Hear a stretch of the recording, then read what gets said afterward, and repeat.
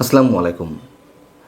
সাবেক সেনাপ্রধান জেনারেল ইকবাল করিম ভূঁইয়ার নানান ধরনের কর্মকাণ্ড, নানান ধরনের বক্তব্য, লেখালেখিতে বেশ আগে থেকেই মানুষের মধ্যে নানান ধরনের সন্দেহ, সংশয়, নানান ধরনের প্রশ্ন এবং রহস্যের সৃষ্টি হয়েছে। তিনি কাদের হয়ে মাঠে নেমেছেন, কাদের ষড়যন্ত্র বাস্তবায়ন করতে চান, কি মিশন নিয়ে তিনি খুব জোরেশোরে এখন নানান ধরনের বক্তব্য দিচ্ছেন, কর্মকাণ্ড নেমেছেন, বিতর্কিত কর্মকাণ্ডে। এবং পুরো সেনাবাহিনীকেই যে ডিস্টাবিলাইজ করার জন্য বিশেষ ষড়যন্ত্রের অংশ হিসেবে তিনি নিজেকে ব্যবহার করছেন, এ কথা মোটামুটি অনেকের কাছে স্পষ্ট। রোববার আওয়ামী লীগ সরকারের সময় গুম এবং খুনের ঘটনায় সাবেক সেনা কর্মকর্তা মেজর জেনারেল অবসরপ্রাপ্ত জিয়াউল আহসানের বিরুদ্ধে করা মানবতা বিরোধী অপরাধের একটি মামলায় প্রথম সাক্ষী হিসেবে তিনি উপস্থিত হলেন আন্তর্জাতিক যুদ্ধাপরাধ ট্রাইব্যুনালে। সেটা তিনি হতেই পারেন, কিন্তু সেখানে তার যে সাক্ষ্যের ধরন, তাতে মনে হচ্ছে যেন শুধুমাত্র জেনারেল জিয়াউল আহসানের বিচার নিশ্চিত করাই তার উদ্দেশ্য নয়, পুরো সেনাবাহিনীকে দেশবাসীর সামনে একটা ভয়ঙ্কর বাহিনী হিসেবে পোর্ট্রেট করার একটা নীল নকশা তার বক্তব্যের মধ্যে। তিনি সেনাবাহিনীর বিরুদ্ধে যে বক্তব্য দিলেন, তাতে মনে হচ্ছে যে আন্তর্জাতিক অপরাধ ট্রাইব্যুনাল তাকে সেনাবাহিনীর বিরুদ্ধে সাক্ষী হিসেবে ডেকেছেন। সেনাবাহিনীর সবাই খারাপ, পুরো সেনাবাহিনী কলঙ্কিত, জঘন্য, একমাত্র তিনিই ফেরেশতা। তিনি যে কতখানি ফেরেশতা, আমি আমার এই বক্তব্যে তার কিছু উদাহরণ আপনাদের সামনে তুলে ধরতে চাই এবং তিনি যে বক্তব্য দিয়েছেন তার চুম্বক অংশ একটু আপনাদের শোনাতে চাই। তিনি যে বক্তব্য দিয়েছেন, আমাদের মনে রাখতে হবে যে এটি সাধারণ কোনো সেমিনার, সিম্পোজিয়াম বা সভা সমাবেশের বক্তব্য নয়। একটা বিশেষ আদালতের বিচারকদের সামনে তিনি তার বক্তব্য তুলে ধরছেন, এটুকু আমাদের মাথায় রাখতে হবে। তিনি প্রথমেই বলছেন যে আমি সেনাবাহিনীর সদস্যদের মধ্যে গুম ও খুনের সংস্কৃতি কিভাবে গড়ে উঠেছে সে সম্পর্কে সাক্ষ্য দিতে এসেছি। তিনি গেছেন জেনারেল জিয়াউল আহসানের বিরুদ্ধে কথা বলতে, অথচ শুরু করছেন সেনাবাহিনীর সদস্যদের গুম এবং খুনের সংস্কৃতি নিয়ে তার বক্তব্য উপস্থাপনের বিষয়ে। তিনি বলছেন সেনাবাহিনীতে খুনের সংস্কৃতি অনেক আগে থেকেই ছিল, গুমের সংস্কৃতি গড়ে উঠেছে পরে, প্রকৃতপক্ষে স্বাধীনতার পর থেকেই খুনের সংস্কৃতি শুরু হয়েছে। আচ্ছা, খুনের সংস্কৃতি বলতে উনি কী বোঝাতে চেয়েছেন? আমরা যদি দেশের ইতিহাসে সবচেয়ে বড় দুই যে হত্যাকাণ্ড, বঙ্গবন্ধু হত্যাকাণ্ড এবং সাবেক রাষ্ট্রপতি জেনারেল জিয়াউর রহমানের হত্যাকাণ্ড, তার সঙ্গে সেনাবাহিনীর কতিপয় মুষ্টিমেয় কিছু কর্মকর্তা বা কিছু সেনা সদস্য জড়িত ছিলেন, এ কথা আমরা সবাই জানি। সেই জায়গা থেকে আমরা প্রশ্ন উত্থাপন করতে পারি কোনো অবস্থাতে যে পুরো সেনাবাহিনী এই সব হত্যাকাণ্ডের পিছনে দায়ী? অবশ্যই সেনাবাহিনী নানান কারণে বিতর্কিত, কিন্তু তিনি ঢালাওভাবে একেবারে আমাদের যে সেনাবাহিনী মুক্তিযুদ্ধের মধ্য দিয়ে গড়ে উঠেছে সেই সেনাবাহিনীকেই বিতর্কিত করছেন সজ্ঞানে।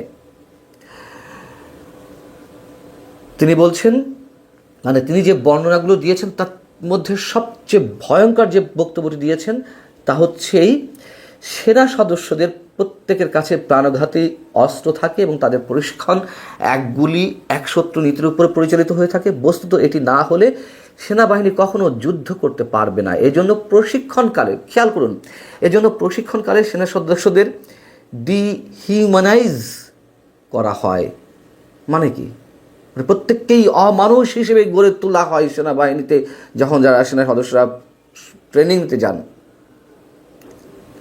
তারা ধীরে ধীরে মানুষকে মানুষ মনে করা ভুলে যায়, মানুষকে টার্গেট বলতে শুরু করে। ফায়ারিং রেঞ্জে মানুষ আকৃতির টার্গেটের উপর গুলি করে তাদের মানুষ হত্যার মনস্তাত্ত্বিক বাধা দূর করা হয়।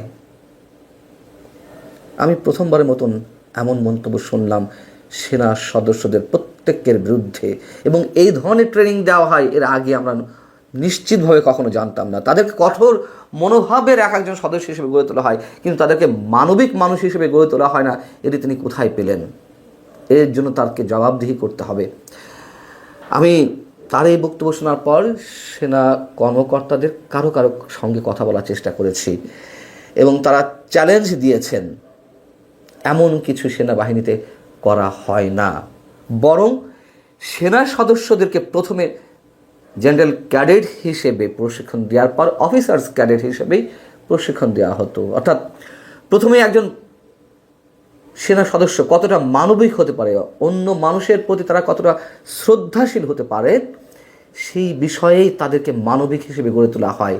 এটিকে বলা হয় জেনারেল ক্যাডেট। অথচ এই যে ইকবাল করিম ভূঁইয়া IKB, তিনি যখন সেনাপ্রধান ছিলেন, আমি যতটুকু জানতে পেরেছি, সেই সময় থেকে জেনারেল ক্যাডেটের বিষয়টি বাদ দেওয়া হয়। শুরু থেকেই অফিসার্স ক্যাডেট হিসেবে তাদেরকে প্রশিক্ষণ দেওয়া হয়, শুরু হয়।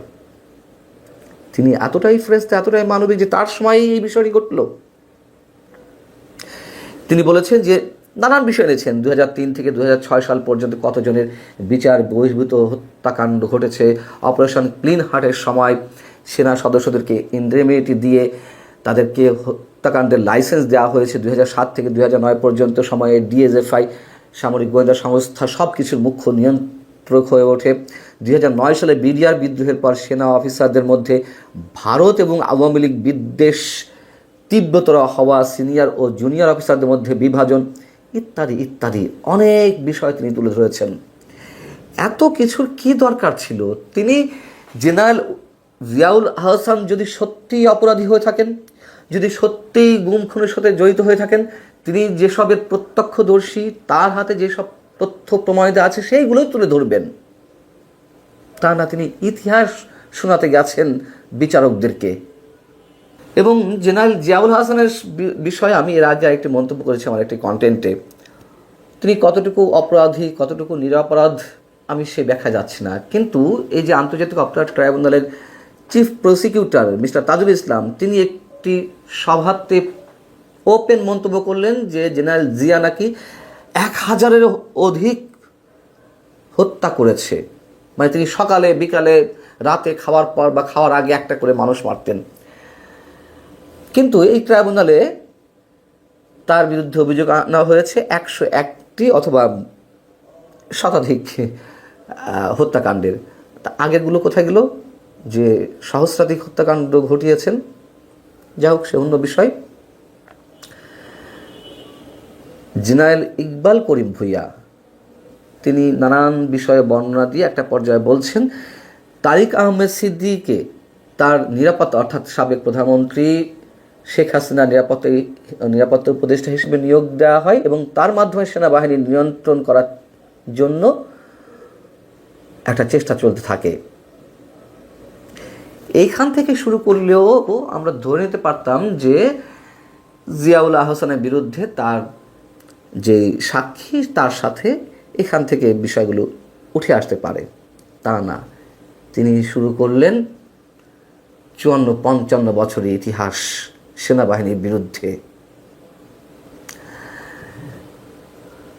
তিনি বলছেন জেনারেল জিয়া সম্পর্কে, আমি সেনাপ্রধান হওয়ার পূর্ব থেকেই অনেক সামরিক সদস্যদের মতোই র্যাব সদস্যদের অবৈধ ও বিচার বহির্ভূত হত্যাকাণ্ড সম্পর্কে অবহিত ছিলাম। সেনাপ্রধান হওয়ার পরপরে আমি র্যাবের ADG তৎকালীন কর্নেল মুজিবকে আমার অফিসে ডেকে পাঠাই এবং এসব ক্রস ফায়ার বন্ধ করতে বলি এবং এরপরে আমি সিদ্ধান্ত দিই যে র্যাব, DGFI কিংবা BGBতে কোনো সেনা সদস্য পোস্টিংয়ে যদি যায় তার পূর্বে আমার ইন্টারভিউতে আসবো, তার কাছে যেতে হবে ইন্টারভিউয়ের জন্য। যারা র্যাবে যেত তাদের তিনি নানানভাবে মোটিভেট করতেন। নরহত্যা মহাপাপ, কাউকে হত্যা করলে তার পরিবারের অভিশাপ সংশ্লিষ্ট ব্যক্তির উপর নেমে আসে, ইত্যাদি ইত্যাদি নসিহত করতেন। আরে নসিহতের জায়গা তো এটি নয়, এটি তো অ্যাকশনের জায়গা। কেন তিনি এইসব বন্ধ করতে পারেননি? কেন 2012 সালের জুলাই মাসেই জেনারেল জিয়াকে র্যাব থেকে সেনাবাহিনীতে ফিরিয়ে আনা হলো না? তখন তো তিনি সেনাপ্রধান 2012 থেকে 2014। এইবার বিশেষ কিছু প্রশ্ন তুলি তার সম্পর্কে। 2014 সালে তিনি যখন সেনাপ্রধান, তৎকালীন 9th ডিভিশন, 9ম ডিভিশনের জিওসি ছিলেন মেজর জেনারেল চৌধুরী হাসান সারওয়ার্দী, অনেকেই আমরা তাকে জানি চিনি, এবং 33 ডিভিশনের জিওসি ছিলেন জেনারেল জাহিদুর রহমান। তারা ওই সময় কাঁচপুরে, ঢাকার কাঁচপুর ব্রিজের পাশে শীতকালীন সেনা অনুশীলন যখন চলছিল, তখন একটা পর্যায়ে জেনারেল ইকবাল করিম ভূঁইয়াকে এই দুই জিওসি বলছিলেন, তৎকালীন জিওসি, যে তত্ত্বাবধায়ক সরকার ছাড়া কোনো নির্বাচনে যাওয়া যাবে না, এই বিষয়ে যেন শেখ হাসিনাকে বা তৎকালীন প্রধানমন্ত্রীকে চাপ দেওয়া হয়। যদি এটি না হয়, সেনাবাহিনী নির্বাচন সংক্রান্ত কোনো কাজে যাবে না বা কোনো ধরনের এই ধরনের নির্বাচনের সমর্থন সেনাবাহিনী থাকবে না, যেন এটি শেখ হাসিনাকে বোঝানো হয় এবং বোঝাতে সক্ষম হন ইকবাল করিম ভূঁইয়া।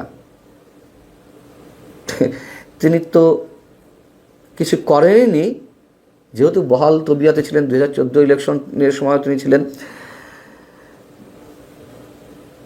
বরং এই পরামর্শ দেওয়ার কারণে জেনারেল চৌধুরী হাসান সারওয়ার্দী এবং জেনারেল জাহিদুর রহমানকে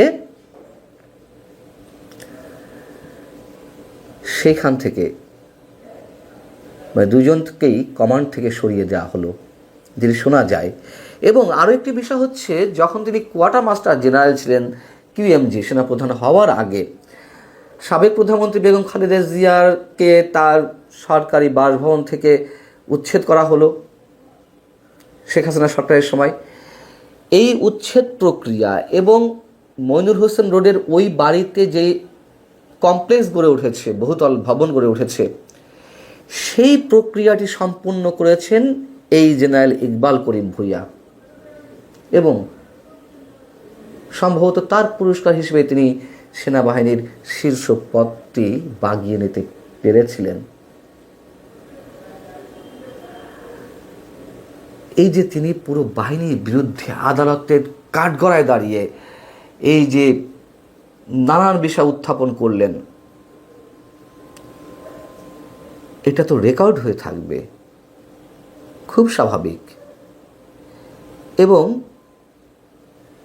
তিনি এখন যে ফেরেশতা তুল্য কথাবার্তা বলছেন, তিনি তখন কেন, যখন সেনাপ্রধান ছিলেন, তখন কেন রিভল্ট করতে পারেননি? রিভল্ট বলতে আমি বলছি যে তিনি চাকরি ছেড়ে দিয়ে সংবাদ সম্মেলন করতে পারতেন, জাতির উদ্দেশ্যে সব কিছু জানাতে পারতেন। একটা চাকরি বাঁচানোর জন্য তিনি এই যে এক যুগ পরে সেই কথাগুলো বলছেন, কি উদ্দেশ্যে? বিশেষ কোনো ষড়যন্ত্র অবশ্যই রয়েছে, এবং পুরো বাহিনীকে একেবারে বিতর্কের মধ্যে ফেললেন বা ফেলছেন। আমি আবারও বলি, সেনাবাহিনীর কিছু কিছু কর্মকর্তার কারণে অনেক ধরনের অঘটন ঘটেছে, বিতর্কিত কর্মকাণ্ড ঘটেছে। সেটি আবারও বলি, বঙ্গবন্ধু হত্যাকাণ্ড থেকে শুরু করে এই যে গুম খুন